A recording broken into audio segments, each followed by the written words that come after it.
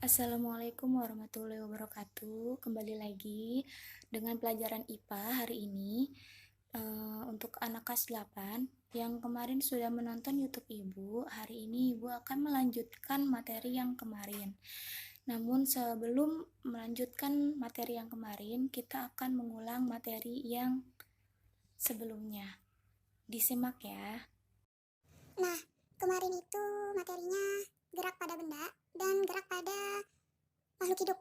Namun sebelum kita masuk ke gerak pada makhluk hidup, kita ke gerak pada benda dulu ya. Nah, pengertiannya itu kan seperti yang telah dituliskan kemarin, yaitu sebuah perubahan kedudukan benda terhadap suatu titik acuan yang diam. Jadi, yang sebagai titik acuannya itu adalah yang diam. Nah, contoh misalkan kalian ada di halte bus. Nah, dan kalian itu melihat bus yang melintas. Nah, kalian itu melihat bus itu bergerak. Namun beda dengan orang yang ada di dalam busnya. Nah, orang yang di dalam busnya itu melihat kalianlah yang bergerak, pepohonan yang bergerak, bukannya orang yang di dalam bus itu gitu.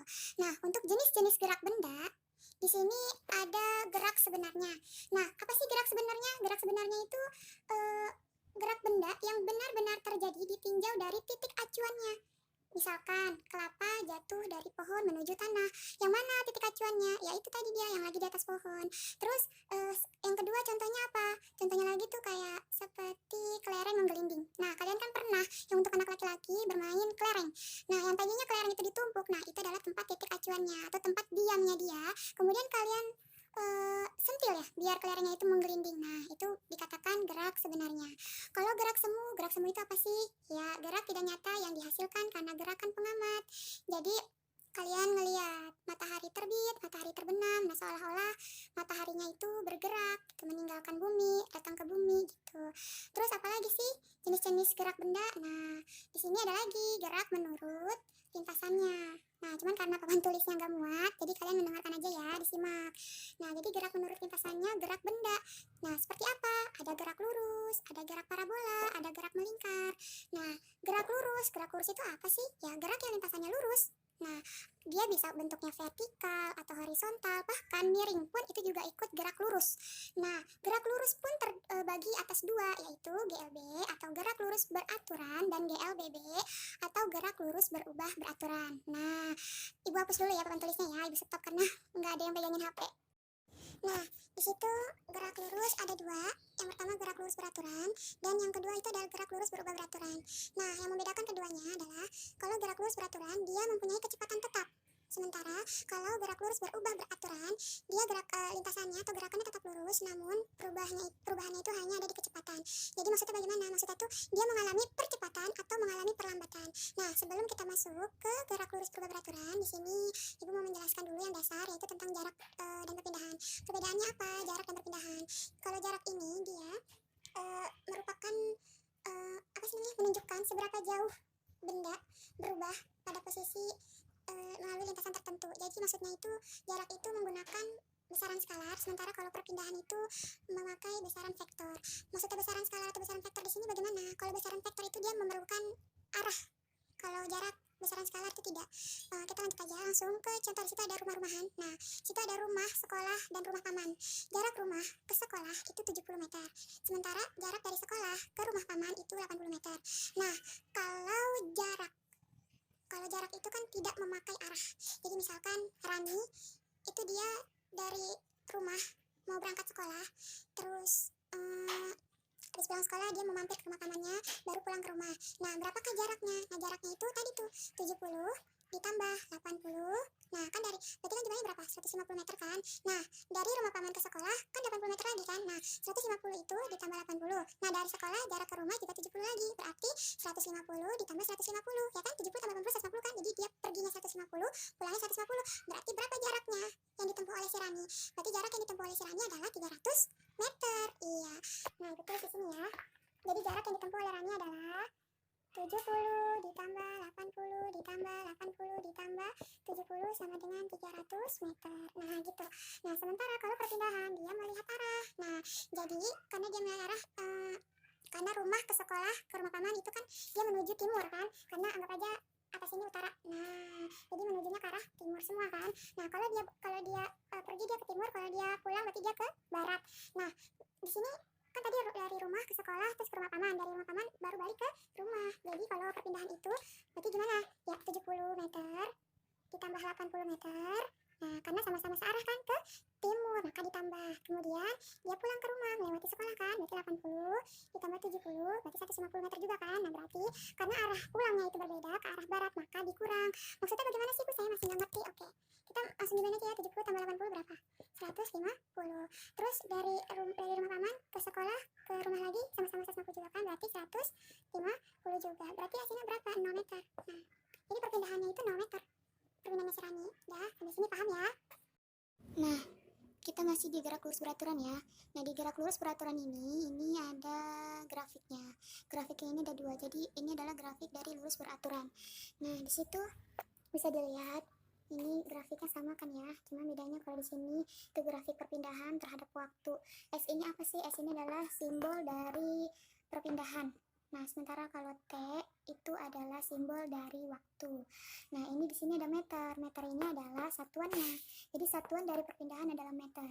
Nah, sementara satuan dari waktu adalah sekon. Nah, di sini beda. Di sini ada V dan T. Jadi di sini V-nya tuh begini baru titik. Nah, V-nya ini tuh kecepatan. Jadi yang ini kecepatan yang naik tuh.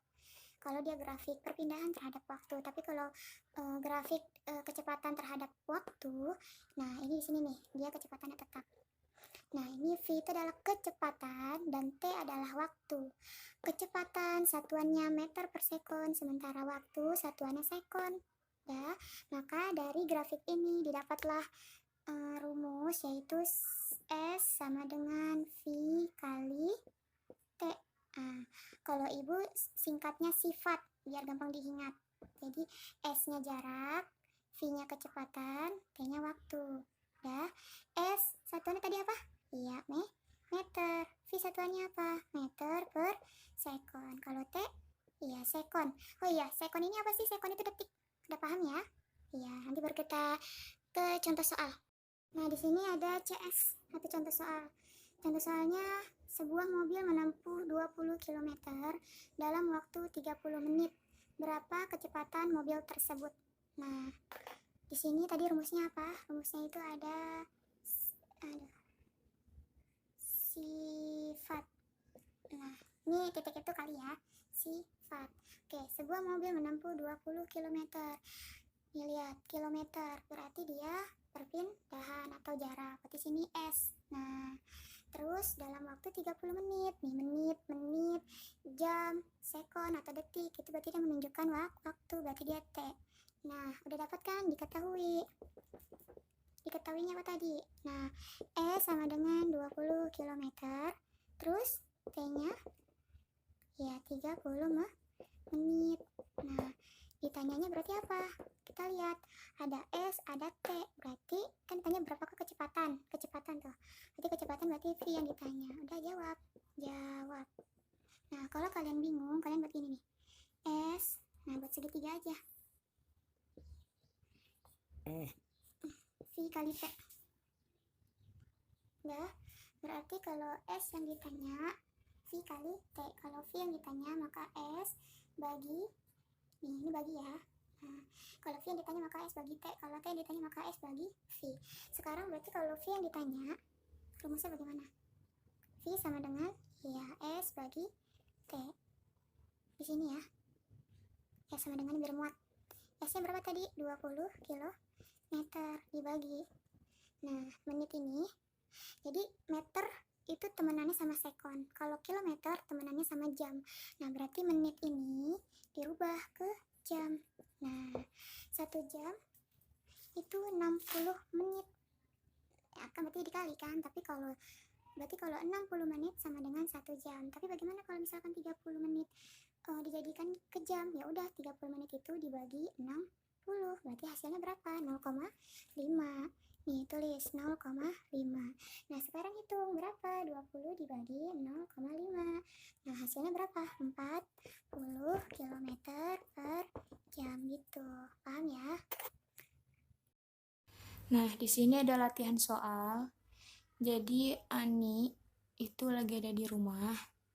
Nah, si Ani ini ingin pergi ke pasar, membantu ibunya terlebih dahulu baru bermain ke rumah Sari.